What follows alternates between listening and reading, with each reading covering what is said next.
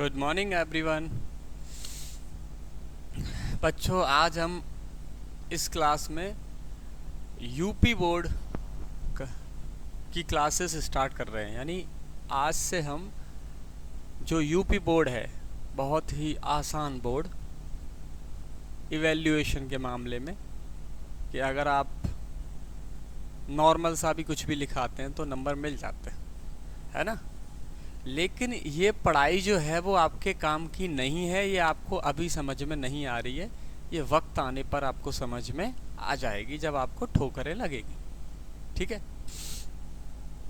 जिस बोर्ड को सबसे टफ माना जाता था, यूपीएससी बोर्ड के बराबर, यूपीएससी जो एग्ज़ाम लेती है उसके बोर्ड के बराबर माना जाता था, वो आज सबसे खराब बोर्ड बनकर उभरा है। ठीक है, सबसे खराब। तो मैथमेटिक्स यानी जो गणित है वो पढ़ा कैसे जाता है। इवन कोई भी सब्जेक्ट हो, ये टिक मार और ये ज़बरदस्ती का सवाल कराना, आंसर देना, क्वेश्चन करना, आंसर देना, बस ये प्रश्नावली कराना, तो ये कोई अच्छी पढ़ाई नहीं है, बिल्कुल अच्छे संकेत नहीं है। ठीक है। अब पढ़ाई होती कैसे, ये मैं आज आपको साबित यानी आपको सामने आज समक्ष प्रस्तुत कर रहा हूँ। कुछ वर्ड्स जो होते हैं वो मुझे हिंदी में नहीं आते हैं, क्योंकि अब मैं धीरे धीरे हिंदी भूल गया हूँ। भूलने का मतलब ये नहीं कि मैं अंग्रेज हो गया हूँ, भूलने का मतलब कुछ शब्द ऐसे होते हैं जो इंग्लिश में याद हो गए, हिंदी के भूल गया हूँ। ठीक है, लेकिन मैं कोशिश करूँगा कि मैं प्योर हिंदी बोलने की कोशिश करूँगा, है ना।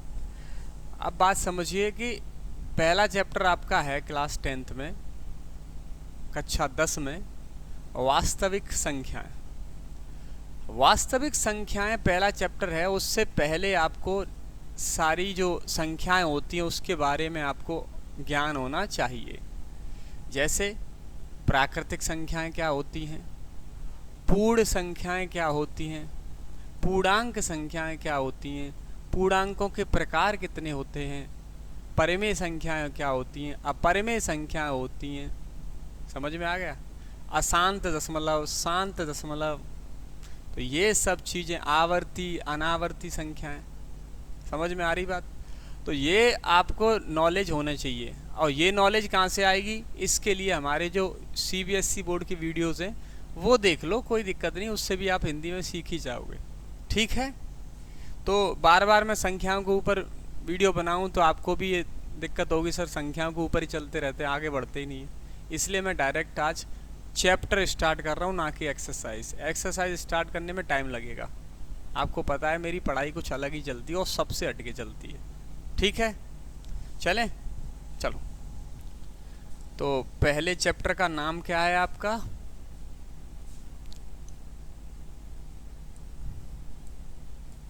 पहले चैप्टर का नाम है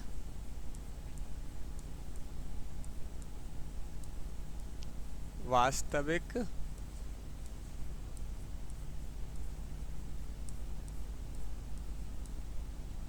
संख्या। तो वास्तविक संख्याएं क्या होती हैं ये तो आपको पता ही होगा कि परिमेय और अपरिमेय संख्याओं का जो समुच्चय होता है, यानी साथ में अगर रखते हैं परिमेय या अपरिमेय, तो वो संख्याएं क्या होती हैं, वास्तविक संख्याएं होती हैं। ठीक है। इसमें हम पढ़ेंगे क्या, पहले तो ये समझ लो अच्छे से। पढ़ेंगे क्या, तो पढ़ने का पहला जो टॉपिक है वो है आपका यूक्लिड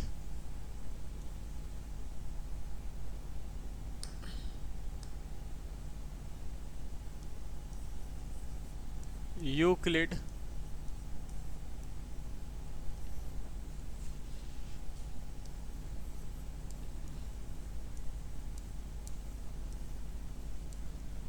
विभाजन प्रमेय का। यूक्लिड विभाजन प्रमेय का। और दूसरा पढ़ेंगे हम यूक्लिड विभाजन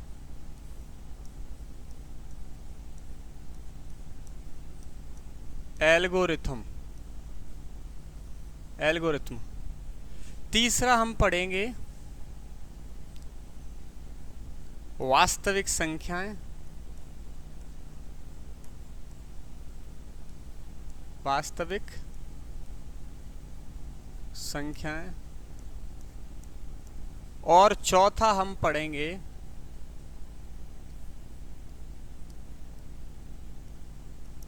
अंकगणित यानी अरिथमेटिक की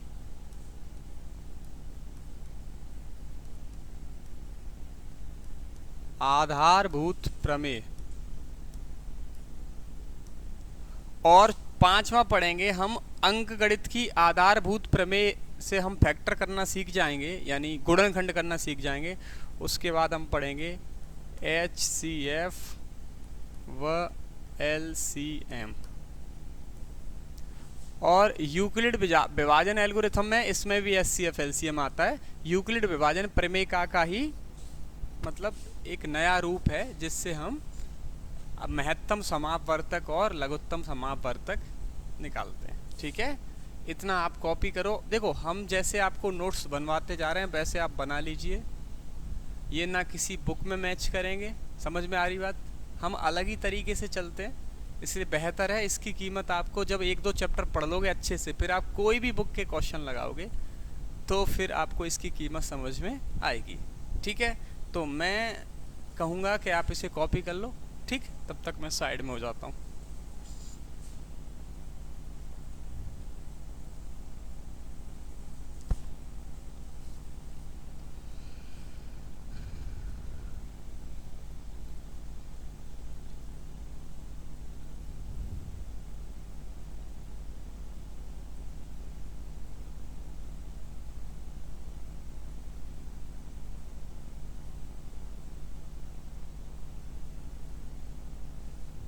हो गया, चलें आगे। चलो, अच्छा एक चीज बताओ मुझे कि HCF LCM ये सब निकालते हो तो आप डिवाइड देते हो यानी विभाजित करते हो, डिवाइड देते हो नहीं देते हो, गुणनखंड निकालते हो। तो डिवाइड को क्या बोलते हैं हम? विभाज्य, है ना।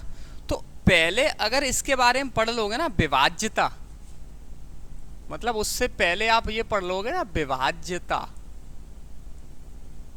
तो आपको समझ में सब कुछ अच्छे से आ जाएगा।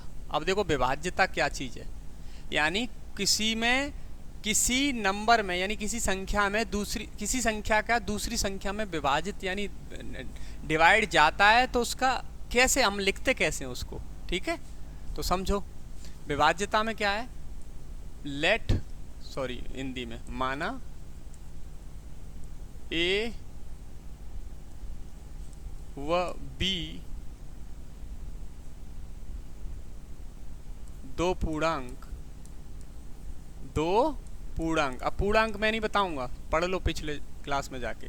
एक एक शब्द का मतलब पता होना चाहिए, तो ही आपका पढ़ना स्वार्थ है। प्रश्नावली लगाना, घसीटना, ये कोई पढ़ाई किसी काम की नहीं, ये मैं कह रहा हूँ गारंटेड। माना A व B दो पूर्णांक हैं जहां जहां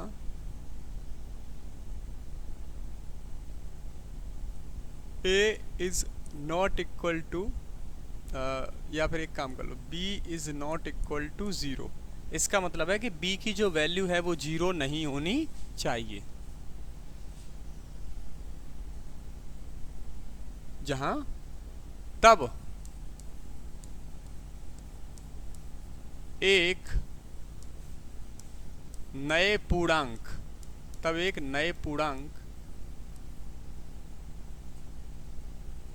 तब एक नए पूर्णांक C का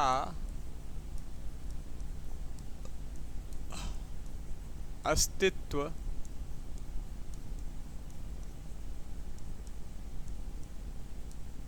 इस प्रकार है कि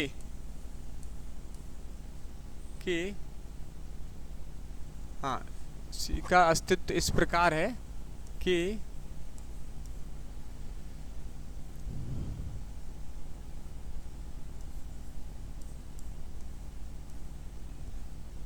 A is equal to BC। ठीक है, जबकि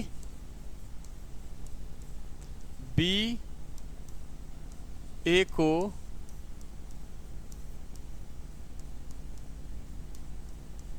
विभाजित करता है। अब आप समझ, देखो आपके मन में एक क्वेश्चन आ रहा होगा सर इतना क्यों लिख रहे हैं, डायरेक्ट एक्सरसाइज स्टार्ट। मैं फिर कह रहा हूँ आपको कीमत समझ में आएगी एक समय बाद जब ये, अच्छा बोले ये लैंग्वेज कहाँ काम आएगी सर, बिल्कुल काम आएगी। अब JEE का पेपर तो देख लो पता चल जाएगा, IIT का पेपर तो देख लो तब पता चल जाएगा। वहाँ क्वेश्चन नहीं आते डायरेक्ट कि इसका इंटीग्रेशन कीजिए यानी समाकलन कीजिए, अवकलन कीजिए, या इसका मतलब पोलर फॉर्म निकालिए जिसको हम ध्रुवीय रूप बोलते हैं। क्वेश्चन नहीं आते वहाँ पे बेटा, इसका क्वेश्चन मतलब JEE का पेपर उठा के देखो तो पता चल जाएगा या कह क्या रहा है। तभी तो एक एक चीज़ का पता होना चाहिए। माना ए व बी दो पूर्णांक हैं, दो पूर्णांक है, एक ए है और एक बी है, ठीक है। जहाँ B is not equal to, B की वैल्यू 0 इसलिए मना कर दी है क्योंकि जिसका हम डिवाइड दे रहे हैं उसकी वैल्यू 0 नहीं होनी चाहिए, वरना इनफाइनाइट आएगा यानी अनडिफाइन आएगा। समझ में आ रही भाई? ये बताओ जैसे 2 में 0 का डिवाइड देंगे तो इसका अनडिफाइन आएगा कि नहीं आएगा, यानी कोई डेफिनेशन ही नहीं है। समझ में आ रही बात? तो इसीलिए जिसका हम डिवाइड दे रहे हैं, जिसका भाग दे रहे हैं वो 0 नहीं होने चाहिए, जिसमें भाग दे रहे हैं वो 0 हो जाए कोई दिक्कत नहीं, ठीक है। तो तब एक नए पूर्णांक c का अस्तित्व इस प्रकार है, तब एक नया पूर्णांक आएगा c, और वो कैसे आएगा, वो ऐसे आएगा a is equal to BC। लेकिन ध्यान रखो ये तभी हो सकता है जब b a को डिवाइड करता है, यानी b का भाग a में जाता है। समझ में आ गई बात? अब देखो सुनो, एग्जाम्पल से समझ में हाल आ जाएगा। एग्जाम्पल से कैसे समझ में आ जाएगा? देखो एग्जाम्पल से ऐसे समझ में आएगा, 24 एक पूर्णांक है 24 और एक पूर्णांक है 6, एक पूर्णांक है 24 और एक पूर्णांक है 6, तो 24 जो हो गया वो एक ही जगह पे हो गया और b की जगह पे कितना हो गया, 6 हो गया। तो c कैसे आएगा? तो c ऐसे आएगा, 24 को हम लिख सकते हैं 6 इंटू 4 यानी 6 इंटू 4, तो 6 चौक 24। तो ये हो गया आपका a, ये हो गया आपका b और ये हो गया आपका c। अब वही तो देखो पूरी स्टेटमेंट समझो, पूरा कथन समझो कि a और b दो पूर्णांक हैं, b की वैल्यू 0 नहीं है, तो b a को डिवाइड कर रहा है यानी b का भाग a में जा रहा है। तो नया वाला जो c है यानी नया वाला जो पूर्णांक 4 है वो ऐसे आएगा कि हम 24 को लिख सकते हैं 6 इंटू 4। आ गई बात समझ में? अब सुनो, जिसमें हम भाग देते हैं, जिसमें हम भाग देते हैं उसका नाम होता है भाज्य। क्या नाम होता है? भाज्य। और जिसका भाग हम देते हैं उसका नाम होता है भाजक। और जितनी बार भाग जाता है उसका नाम होता है भागफल। और शेषफल रह गया वो बाद में बता देंगे, क्योंकि अभी तो शेषफल वाली बात ही नहीं आई, ये यूक्लिड डिवीजन लेमा में आएगी यानी यूक्लिड विभाजन प्रमेय में। समझे बात को? एक और एग्जांपल ले लें बेटा, देखो एक और एग्जांपल ले लो। अब एग्जांपल क्या है? एग्जांपल ये है कि एक नंबर है 0, क्या है 0, और एक नंबर है 2। तो 2 का भाग 0 में जाएगा, 2 का भाग 0 में जाएगा। कितनी बार जाएगा? तो आप बोलोगे सर 0 बार जाएगा। तो यहाँ पे हो सकता है, देखो मैंने ये बोला था कि ये वाली 0 नहीं होनी चाहिए, जिसका भाग हम दे रहे हैं वो 0 नहीं होना चाहिए, जिसमें भाग दे रहे हैं वो 0 हो सकता है। समझ में आ गया? तो ये हो गया आपका A, ये हो गया आपका B और ये हो गया आपका C। बस B की वैल्यू नॉन जीरो होना चाहिए यानी 0 नहीं होनी चाहिए, ठीक है। बाकी ये 0 हो सकता है। अब क्लियर है? चलो जल्दी कॉपी कर लो।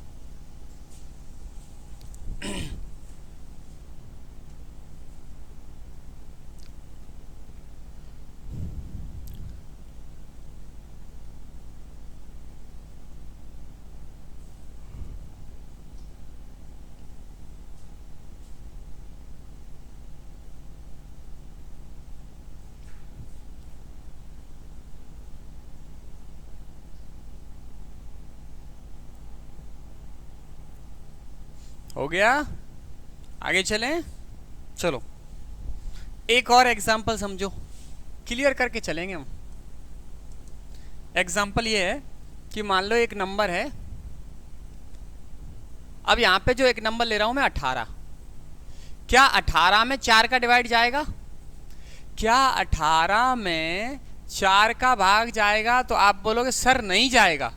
तो क्या मुझे बताओ कोई सी का अस्तित्व यहाँ पे हो सकता है कि भाग दे दे? कोई नहीं हो सकता। आप देखो 4 चौक 16, 2 कम रह गया, 4 पंजे 20, 2 ज़्यादा निकल गया। तो कुल मिलाकर ये है कि 18 में 4 का डिवाइड जा ही नहीं रहा है, तो जो सी है, नया पूर्णांक जो सी है, उसका अस्तित्व नहीं होगा।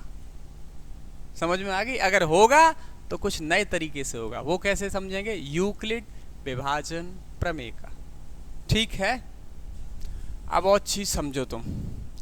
देखो क्या समझेंगे, ये सुनो। जैसे मैं 24 के गुणनखंड कर रहा हूँ, 24 नहीं, छोटा सा ले लेता हूँ, 6 के गुणनखंड कर रहा हूँ।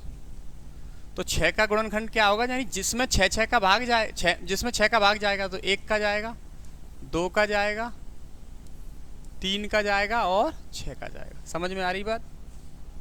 1 का जाएगा, 2 का जाएगा, 3 का जाएगा, 4 का नहीं जाएगा। क्योंकि 4 का इसलिए नहीं जाएगा क्योंकि डिवाइड दे के देख लोगे।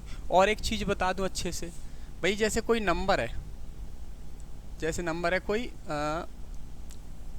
26, तो 26 में अगर 13 का चला गया, और आपको पता है 26 के आधे हैं 13, तो ध्यान रखो 13 के बाद ऐसी कोई नंबर नहीं होगी, ऐसी कोई संख्या नहीं होगी जो 26 से पहले हो और डिवाइड दे दे। कभी नहीं हो सकता।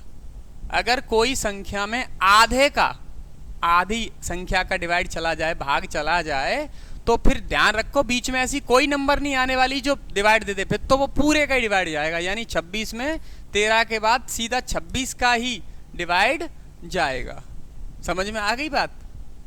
ठीक है, तो इसलिए यहाँ पे 4 को चेक मत करो, क्योंकि 6 के आधे हो गए 3। अब उसको 4 और 5 चेक ही मत करो, वरना एक एक करे चेक करोगे तो संज्ञा हो जाएगी इसमें। ठीक है, तो अब मेरी बात समझो। अब यहां पे क्या क्या शब्द लिख सकते हैं ये समझो। पहले तो ये लिख सकते हैं 6 के गुणनखंड। तो पता 6 के गुणनखंड कौन है? 1 2 3 6, यानी जिसमें 6 का डिवाइड जाए। एक शब्द और देखो, 6 दूनी 12, 6 ती 18, सॉरी 6 चौक 24, ऐसे डॉट डॉट डॉट। मुझे ये बताओ ये क्या है? तो आप ये बोलोगे सर ये 6 के गुणनखंड है। नहीं, गुणनखंड नहीं है, ये 6 के गुणक हैं। तो 6 के गुणक, यानी इसका मतलब ये हुआ कि 6 का भाग किन किन में जाएगा? तो 6 में जाएगा, 12 में जाएगा, 18 में जाएगा, 24 में जाएगा, ऐसे डॉट डॉट डॉट, पता नहीं कहाँ तक जाएगा। ठीक है, तो इसका मतलब समझो कि 6 को विभाजित करता है, 6 12 को विभाजित करता है, 6 18 को विभाजित करता है, 6 24 को विभाजित करता है। और इसमें देखो 6 के गुणनखंड 1 है, यानी 1 का भाग 6 में जा रहा है। 6 का गुणनखंड 2 है, 2 का भाग 6 में जा रहा है। 6 का गुणनखंड 3 है, 3 का भाग 6 में जा रहा है। और 6 का गुणनखंड 6 है, 6 का भाग 6 में जा रहा है। ठीक है, तो हमें तो बस यहां से यही पता करना था कि गुणक क्या होते हैं। ये मैंने इंग्लिश मीडियम की क्लासेस में भी बता चुका हूं कि गुणक क्या होते हैं और गुणनखंड क्या होते हैं। गुणनखंड वो संख्याएं होती हैं, यानी वो पूर्णांक होते हैं जिनका भाग उसमें जाए, और गुणक वो संख्याएं होती हैं जिनमें उस संख्या का भाग जाए जिसके हम निकाल रहे हैं। ठीक है, चलें आगे। चलो अब हम पढ़ते हैं यूक्लिड विभाजन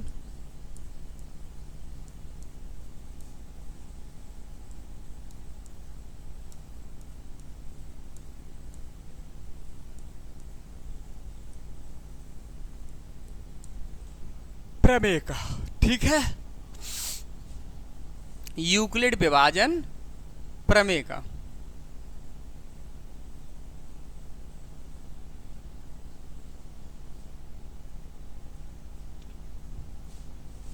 समझो यूक्लिड विभाजन प्रमेय का क्या है।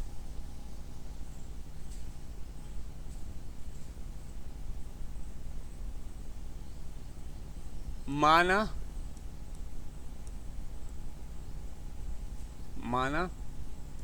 ए व बी दो पूर्णांक हैं,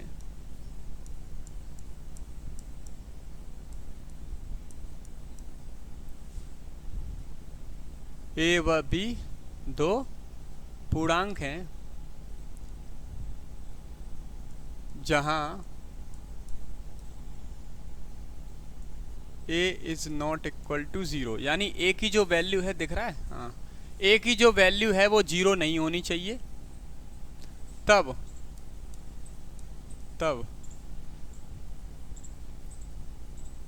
ए बी को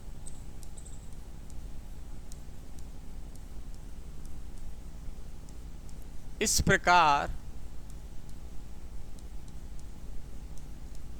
विभाजित ए बी को इस प्रकार विभाजित करता है कि शेषफल, अब यहाँ पे शेषफल प्राप्त हो रहा है, वहां नहीं हो रहा था, वहां पूरा पूरा डिवाइड, शेषफल आर प्राप्त होता है जहां आर की जो वैल्यू है वो बड़ी होनी चाहिए 0 से, या 0 भी हो सकती है लेकिन छोटी होगी हमेशा, जिससे हम डिवाइड दे रहे हैं, किससे दे रहे हैं, ए से, बी से दे रहे हैं, हाँ, बी इज इक्वल टू ए सी, अच्छा, बी से, ठीक है। अब समझो,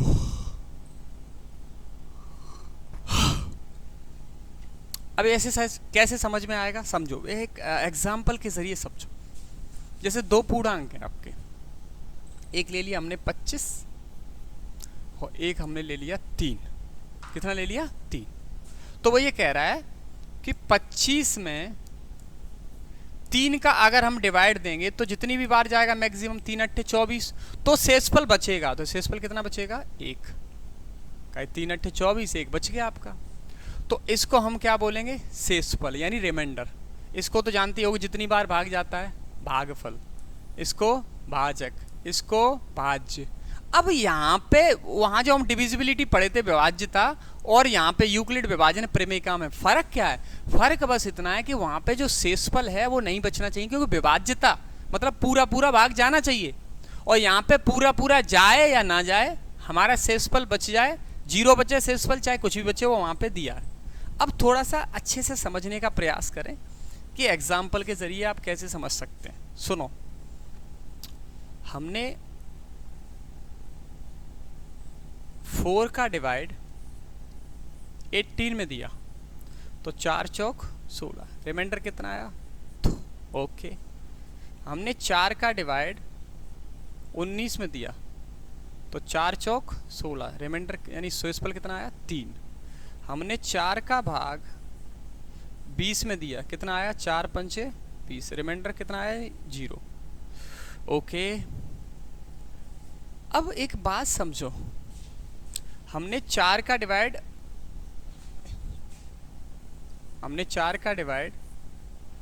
17 में दिया, तो 4 चौक 16, रिमाइंडर कितना आया।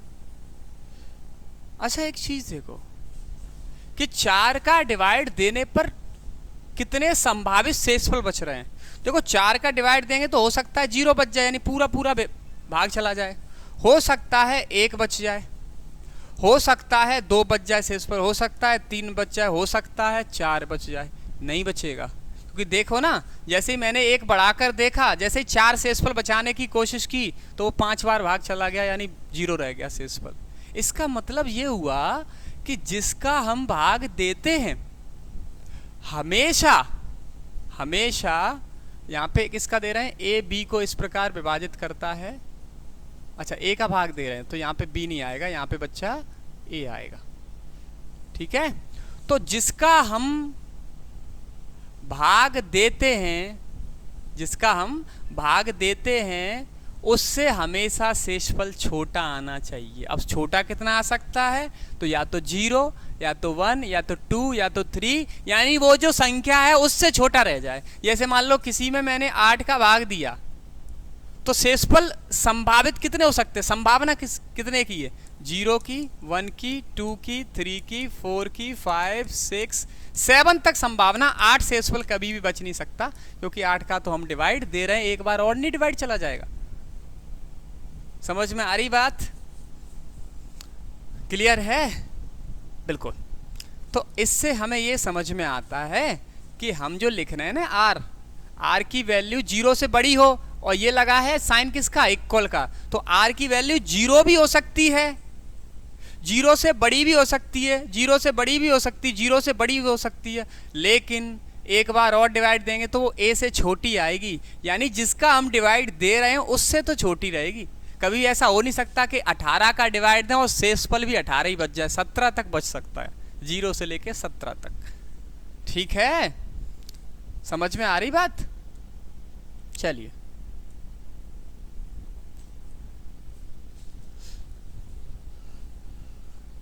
तो अब इसको लिखेंगे कैसे भाई, डिवाइड किस में देते हैं वो किधर लिखते हैं, लेफ्ट में, और जिसका डिवाइड देते हैं वो किधर लिखते हैं, राइट में, बाकी सब सेट कर ही लोगे।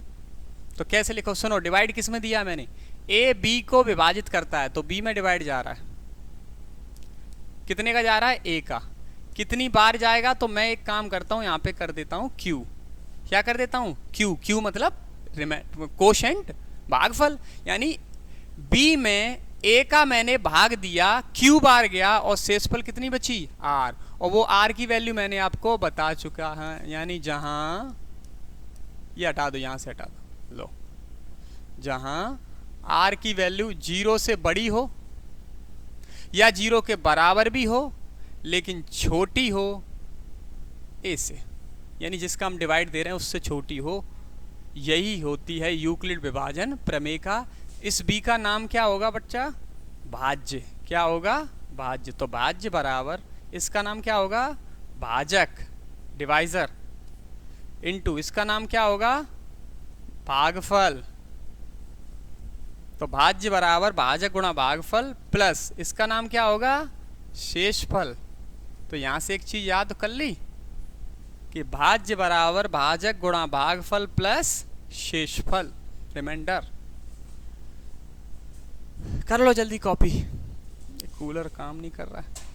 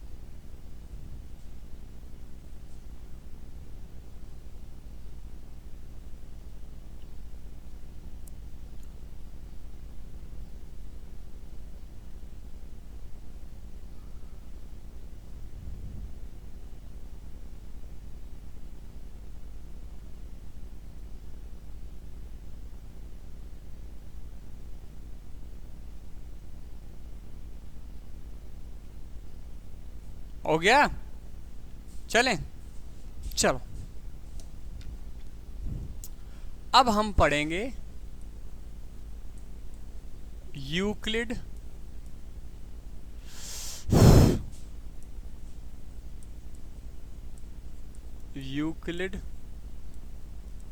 विभाजन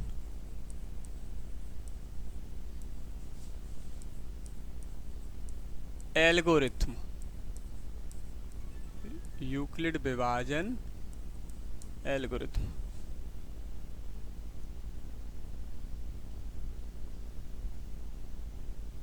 ठीक है, यूक्लिड विभाजन एल्गोरिथम ये क्या होती है, यह यूक्लिड विभाजन, देखो मैं समझा देता हूं पहले कि यूक्लिड विभाजन एल्गोरिथम कुछ नहीं, बस एल्गोरिथम का मतलब होता है कि किसी दूसरे पे बेस यानी आधारित हो, किसी दूसरे पे आधारित हो, उसके आधार पर हम कुछ नई चीज निकाल कर दें। बोले क्या कि यूक्लिड विभाजन एल्गोरिथम जो होती है वो यूक्लिड विभाजन प्रमेय का पे ही आधारित है। बशर्ते ये है कि ये यूक्लिड विभाजन एल्गोरिथम नाम बदल दिया गया है। इसका यूज किस लिए करते हैं, प्रयोग किस लिए करते हैं, दो या दो से अधिक संख्याओं का HCF निकालने के लिए, यानी हाईएस्ट कॉमन फैक्टर, जिसको हम मासापा महत्तम समापवर्त, ठीक है, क्लियर। तो यूक्लिड विभाजन एल्गोरिथम क्या है कि यूक्लिड विभाजन प्रमेय का पर आधारित है। और इसका प्रयोग किस लिए करते हैं, इसका प्रयोग करते हैं दो या दो से अधिक संख्याओं का पूर्णांकों का HCF, धनात्मक पूर्णांकों का HCF या LCM निकालना। ठीक है बेटा, चलो अब कैसे, अब समझो। अब HCF LCM क्या होता है मैं आपको अच्छे समझा देता हूँ। जैसे दो नंबर में ले रहा हूँ 16 और 24 यानी 24, ठीक है। अब मुझे बताओ 16 के फैक्टर बताओ। पहले तो फैक्टर बोले तो गुणनखंड सभी, तो आप बोलोगे सर 1 है, सर 2 भी है क्योंकि 2 का जाएगा, सर 3 भी है क्योंकि 3 का जाएगा, सर 4 भी है जाएगा, 5 है नहीं, 6 नहीं है। भाई डिवाइड किस किस का जा रहा है ये देखना, 7 नहीं है, फिर क्या है 8। देखो आधे हो गए, वो आधे जब हो गए तो कितने का जाएगा, फिर पूरे का डिवाइड जाएगा। ओके 24 में चेक करो कितने का जाएगा, 24 में 1 का जाएगा, जाएगा सर, 2 का जाएगा बिल्कुल जाएगा, 3 का जाएगा बिल्कुल जाएगा, 4 का जाएगा बिल्कुल जाएगा, 5 का जाएगा नहीं जाएगा, 6 का जाएगा जाएगा, 7 का जाएगा नहीं जाएगा, 8 का जाएगा जाएगा, 9 का नहीं, 10 का नहीं, 11 का नहीं, 12 का यस। 24 के आधे हो गए 12। अब ये मत सोचना सर 25 के 12.5 हो जाएंगे, अरे 25 के भी लगभग वही 12 13, ठीक है। 24 में फिर 24 का ही जाएगा आधे के बाद। अब मेरी बात सुनो कि सबसे पहले तो ये जानो कि उभयनिष्ठ, जिसको हम कॉमन बोलते हैं, उभयनिष्ठ भाजक क्या होता है, जिसको हम बोलते हैं कॉमन डिवाइजर। उभयनिष्ठ भाजक क्या है, तो उभयनिष्ठ भाजक का मतलब है कि वह संख्या या वह पूर्णांक जो उन दोनों को डिवाइड करे, दोनों मतलब दोनों, तीनों, चारों, मतलब बहुत सारी संख्याएं हैं ना, बहुत सारी संख्याएं, उन सबको डिवाइड करे। जैसे हमने ले ली 5, 10, 15, 20। अब ऐसा कोई आपको निकालना है जो इन सबको डिवाइड करे, तो आप पता है सर मतलब पता है आपको 1 का जाएगा, 5 का सब में जा रहा है, और तो नहीं किसी का जा रहा है, बस इतने का जा रहा है। समझ में आ रही बात भाई। ऐसी संख्या मुझे अब मुझे बताओ, इनमें से इन दोनों से निकाल कर, यानी इन दोनों के भाज, जिसको हम बोलते हैं गुणनखंड, इनके गुणनखंड से या भाजक से एक ऐसा नंबर निकालो, एक ऐसी संख्या निकालो जो 16 में भी डिवाइड कर रही हो और जो 24 में भी डिवाइड कर रही हो। तो आप बोलोगे सर 1 और 1, ठीक है निकल आया, तो ये हो गया इसका आंसर। समझना मेरी बात को। 2 और 2 बिल्कुल है, ये भी हो गया इसका आंसर। 3 और 3 ठीक है, ये भी हो गया आंसर। 4 और 4 ये भी हो गया इसका आंसर। क्या 8 मैच कर रहा है, बिल्कुल कर रहा है। 12 मैच, 16 मैच कर रहा, नहीं कर रहा, बस इतने ही आ रहे हैं। यही तो हो गए, तो ये भी आंसर हो गया, ये भी आंसर, ये भी आंसर। समझ में आ रही बात। लेकिन जब आपको HCF पढ़ना हो तो HCF में सीधा कह देते हैं हाईएस्ट कॉमन कौन सा है, इसमें बड़ा कौन सा, सबसे बड़ा बता, इसमें सबसे बड़ा कौन है, तो सबसे बड़ा है इसमें 8। तो इनका जो HCF है वो कितना हो गया, 8। कितना हो गया HCF, 8। बात समझ में आ रही होगी भाई। कॉमन उभयनिष्ठ भाजक तो बहुत हो सकते हैं, कि सब आंसर थोड़ी हो जाएंगे HCF में। आंसर वही होगा जो सबसे बड़ा कॉमन होगा, यानी कॉमन तो होगा ही होगा, लेकिन सबसे बड़ा होगा, सबसे बड़ी संख्या होगी, सबसे बड़ा पूर्णांक होगा। Clear, yes. अब आ गया HCF समझ में। अब ऐसे ही LCM समझा दूंगा, फिर कभी नहीं भूलोगे। कि दो नंबर, दो या दो से अधिक नंबर का जो HCF वो संख्या बड़ी से बड़ी होती है जो उसमें भी डिवाइड करे इसमें भी डिवाइड करे, यानी दोनों ही संख्या में डिवाइड करे। 3 दिए तो तीनों में डिवाइड करे, 4 संख्या दिए तो चारों में डिवाइड करे। समझ में आ रही है? आगे चलें, चलो।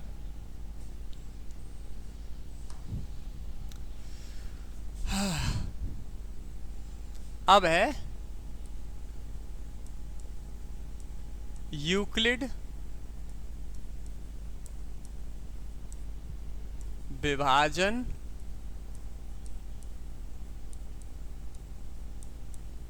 प्रमेय का नहीं, एल्गोरिथम।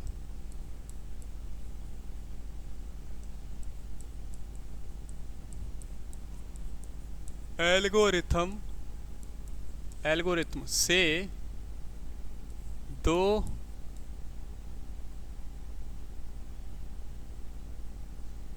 पूर्णांकों, दो धनात्मक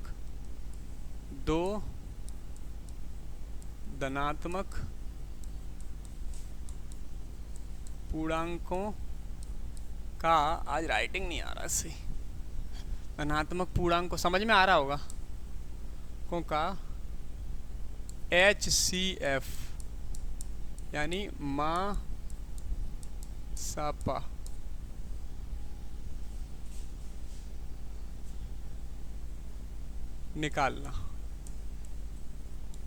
निकालने की प्रक्रिया या विधि। ठीक है, तो देखो क्या अर्थ है, क्या है, पहले समझ लो अच्छे से। मैं किताब की लैंग्वेज नहीं बताऊंगा, अपनी बता रहा हूँ। ठीक है, क्या करना है, आपने निकाला तो है, इससे पहले बस लिखने का थोड़ा सा तरीका अलग है। जैसे हम 10 का और 25 का निकालना है, किसका, 10 का और 25 का। तो आपने निकाला होगा ऐसे करके, ध्यान हो, भाग विधि बोलते हैं इसको, सॉरी, निकाला होगा ऐसे कि 10 दूनी 20, कितना बचेगा 5। अब जो भी आपका वो बचे, क्या बोलते हैं इसको, शेषफल, उसका फिर से डिवाइजर जिसने भाग दिया था उसी में फिर दे दो, 5 दूनी 10। जैसे ही, तब तक आप ऐसे ही, अगर यहाँ कुछ बचता तो इसमें डिवाइड देते, तब तक डिवाइड देते जाओ जब तक यहाँ शेषफल कितना ना हो जाए, 0। तो ये जो आएगा ना लास्ट में, इसी का नाम होगा HCF। यानी अब सुनो, इसमें कैसे लिखेंगे, ये तो ये तरीका है, ये भी तरीका है वही है, बस लिखने का तरीका थोड़ा सा अलग है यूक्लिड के अकॉर्डिंग। बोले कैसे, वो लिखेंगे कि से लिखोगे सिंस नहीं, सॉरी, हिंदी में, चूंकि 25 बड़ा है 10 से, 25 बड़ा है 10 से, तो बड़ा वाला किधर लिखा जाता है, इधर, छोटा वाला किधर लिखा जाता है, इधर। वही वाला यूक्लिड विभाजन प्रमेय का वाला कि 10 का 25 में डिवाइड देना, मैक्सिमम बार देना, अधिक से अधिक। तो 10 दूनी 20, कितना शेषफल बचेगा 5। वही भाज्य बराबर भाजक गुणा भागफल प्लस शेषफल। अब क्या लोगे, अब जो शेषफल बच गया ये वाला और ये भाजक, इन दोनों को पकड़ लो, फिर लोगे, चूंकि 10 बड़ा है 5 से, तो बड़ा वाला इधर लिखोगे, छोटा वाला इधर। अब 5 का डिवाइड 10 में कितनी बार जाएगा, 2। शेषफल कितना बचेगा, 0। जैसे ही ये शेषफल 0 बच जाए तो यहाँ पे जो आता है इसी का नाम होता है HCF। तो HCF बराबर कितना हो गया, समझ में आ गई? लिखने का बस तरीका थोड़ा सा अलग है, और क्या है, सॉरी, लिखने का थोड़ा सा तरीका जो है वो अलग है। 39 मिनट की वीडियो हो गई, अच्छा टाइम ज़्यादा हो रहा है बच्चा, हम अगले वीडियो में आएंगे। हम यूपी बोर्ड के लिए एक बढ़िया स्पेशल क्लास चलाएंगे, थोड़ा CPU हल्का पड़ रहा है तो सिस्टम थोड़ा सा और अच्छा कर लेते हैं, जिससे हम ग्राफिक्स वगैरह डलवाएं, क्वालिटी अच्छी आएगी। तो लाइव आके पढ़ाया करेंगे पूरे एरिया को, जो भी बच्चे पढ़ना चाहें, फ्री ऑफ कॉस्ट, आपको पैसे खर्च करने की आवश्यकता नहीं है। ठीक है, रोज लाइव आके पढ़ाया करेंगे, आपका कोर्स देखना तरीके से पूरा कराएंगे। ठीक है, so all the best for your bright future. And मैं तो ये कहना चाहूँगा कि आप लोग अच्छे से पढ़ें, तबीयत का भी ध्यान दें, यानी अपना जो स्वास्थ्य है उस पर बेहतर तरीके से ध्यान दें, क्योंकि स्वास्थ्य ही धन है, सबसे बड़ा धन है। और खाते पीते रहें, टाइम टेबल से चलें। इसके अलावा माता पिता की सेवा करें, क्योंकि जिन्होंने जन्म दिया है उनकी सेवा करना परम धर्म है। और उसी के लिए हम सक्सेस होना चाहते हैं, सफल किस लिए होना चाहते हैं कि हम माता पिता को आराम दे सकें, उनकी सेवा कर सकें निस्वार्थ भाव से। ठीक है, चलो इस वीडियो में इतना ही, तब तक के लिए बाय।